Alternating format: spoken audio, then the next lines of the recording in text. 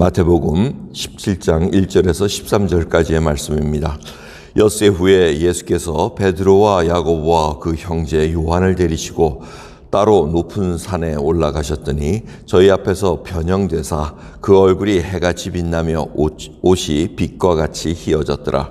때에 모세와 엘리야가 예수로 더불어 말씀하는 것이 저에게 보이거늘 베드로가 예수께 여짜와 가로되 주여 우리가 여기 있는 것이 좋사오니 주께서 만일 원하시면 내가 여기서 초막 셋을 짓되 하나는 주를 위하여 하나는 모세를 위하여 하나는 엘리야를 위하여 하리이다.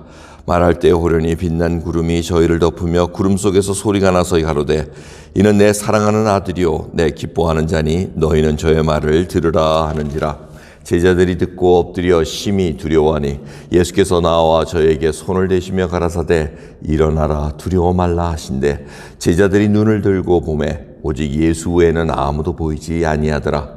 저희가 산에서 내려올 때 예수께서 명하여 가라사대 인자가 죽은 자 가운데서 살아나기 전에는 본 것을 아무에게도 이르지 말라 하시니 제자들이 묻자와 가로되 그러면 어찌하여 서기관들이 엘리야가 먼저 와야 하리까 하나이까.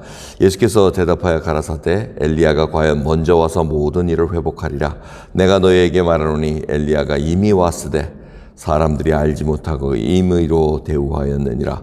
인자도 이와 같이 그들에게 고난을 받으리라 하시니 그제야 제자들이 예수의 말씀하신 것이 세례 요한인 줄을 깨달으니라. 아멘. 오늘 말씀은 이 변화산의 사건을 저희들이 읽습니다. 이 말씀은 마태복음, 마가복음, 누가복음 이렇게 세 복음서에 다 기록이 되어 있습니다. 그래서 이렇게 전부 다 종합해 보면은 이 변화산에 가신 이유는 뭡니까? 바로 기도하러 가셨다고 얘기합니다. 이제 기도하시고 기도를 굉장히 이제 막 인텐시하게 하시는 것을 볼 수가 있습니다. 그 이유는 이제 돌아가실 날이 십자가에서 온 인류를 위해서 구원해야 될 그 사건을 계속해서 이제 준비하는 과정인 것을 볼 수가 있습니다. 그 사건과 이 사건을 따로 떼어놓고 생각할 수가 없습니다. 그 일을 위해서 기도하러 가셨고 새 제자를 데리고 가셨습니다. 그리고 그 사이에 이제 모세와 엘리야와 대화하는 장면이 나오고 예수 그리스도의 얼굴과 옷이 그냥 광채와 빛으로 그냥 형용할 수 없는 세상에서는 그 빛을 말할 수 없는 그 빛으로 변하셨다고 얘기합니다. 이런 빛은 결국 예수님께서 고난 받으신 후에 영광을 받으실 그것을 이미 보여주고 계시는 것을 볼 수가 있습니다. 근데 이 세 분이 모세 하면은 율법의 대표자라고 얘기하고 엘리야는 결국 선지자의 대표라고 또 얘기할 수가 있습니다. 근데 이들이 왜 예수님과 대화를 했냐면은 그 대화하는 내용이 누가복음을 보면은 별세하실세 이 얘기를 합니다. 이 별세하신다는 것은 돌아가신다는 그 얘기뿐만 아니고 그리스 말씀에 의하면은 이 엑소도스라는 뜻과 굉장히 관계가 깊습니다. 그래서 엑소도스라는 것은 뭡니까? 그걸 끄집어내고 끌고 나가는 것을 얘기하십니다. 그러기 때문에 그릭 본문을 보시면은 그 별세하시고 얘기하시는데 그 별세에 관한 얘기가 뭐냐면 결국은 완성시킬 거에 대해서 fulfillment 할 것에 대해서 얘기를 하고 계시는 것을 말씀하고 있습니다. 그래서 그것을 종합해서 보면은 지금 율법으로도 완성하지 못했다는 겁니다. 그리고 선지자 엘리야의 그 말씀으로도 완성을 시키지 못했다는 겁니다. 그 완성을 시켜야 될 것은 뭐냐면 바로 인류의 구원을 위해서 주님께서 십자가에 돌아가셔야 될 것을 지금 완전히 회의를 하고 계시고 말씀을 나눴다는 것을 우리가 볼 수가 있습니다. 그 일을 막 일어날 때 제자들이 일어나서 그냥 눈이 둥그레집니다. 모세를 보이고 엘리야도 보이고 그래서 베드로가 그냥 무슨 말을 해야 될지 모르는데 엉겹기를 한 말이 초막 셋을 짓겠습니다. 하나는 주를 위하여, 하나는 모세를 위하여, 하나는 엘리야를 하겠습니다.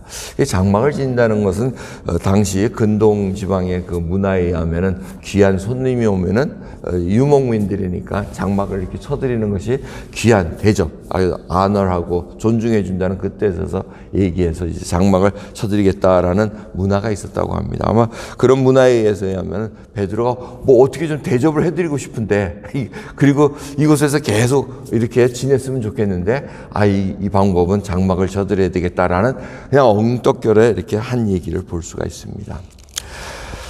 오늘 본 말씀을 보면은 결국은 우리가 이 베드로와 같은 은혜를 받을 때가 있습니다. 제자들과 같이 주님과 함께 동행하면서 받은 은혜들이 있습니다. 이게 결국 영적인 것입니다. 영적인 것에 하나님의 참된 평강을 맛보고 정말 하나님 주신 능력을 맛보고 이런 것들이 있을 때 세상과 세퍼레이트해서 생각할 수 없다는 겁니다. 결국 이들도 산에 있다가 내려와야 됩니다. 주님께서는 그 변화된 모습을 얘기하지 말라 그러십니다. 왜냐하면 때가 안 됐기 때문에 함부로 누설하고 다니다 보면은 그 하나님이 정하신 그때에 예수님께서 돌아가시지 못할 수도 있는 그러한 상황, 모든 것들이 다 어그러질 수도 있기 때문에 그들에게 조용하라고 얘기합니다. 하지만 그들이 산에 내려가서 또 맡은 일을 감당해야 된다는 것입니다. 그래서 영적인 것과 우리가 세상에 살면서 하는 일과 항상 균형을 이루어져 나가야 됩니다. 여러분, 하나님 은혜를 받고 정말 여기가 좋사오니 여러분 어떤 사경회라던가 어떤 부흥 집회라던가 이런 거 있으면은 굉장히 좋습니다. 말씀 듣고 굉장히 흥분하고 좋은데 막상 떠나기가 싫습니다. 왜? 가면은 또 현실에 부닥쳐야 되기 때문에. 말씀 들을 때는 다 이겨낼 것 같은데 현실이 딱 와보면은 말씀에 아무 힘이 없을 때가 있습니다. 아무 능력이 보이지 않을 때가 있습니다. 하지만 그거를 뚫고 나가야 된다는 것입니다. 예수님의 영광이 바로 저희의 영광이 될 거라고 말씀하십니다. 그 영광을 받기 위해서는 고난도 함께 겪어야 된다고 성경은 분명히 말씀하고 있습니다. 여러분, 신앙생활 예수 그리스도를 구세주로 믿고 이 세상에 살아간다는 것은 항상 영적 싸움에 있다는 것을 우리가 잊지 말아야 됩니다. 오늘도 하나님의 전신갑주를 입고 준비된 자로서 이제 나가야 됩니다. 사방에서 어떤 공격이 들어올지 모를 때 항상 예수 그리스도의 말씀으로 준비된 자로서 무슨 말을 해야 될까? 항상 주님과 동행한 자로서 성령 충만한 자로서 살아가야 됩니다. 그러기에 오늘도 저희들 예수 그리스도의 제자로서 걸어가는 길은 항상 이 좁은 길을 택해서 걸어갑니다. 희생 없고 어떠한 고난 없고 수고가 없는 주님의 제자의 길은 있을 수가 없습니다. 오늘도 잘 견디시기 바랍니다.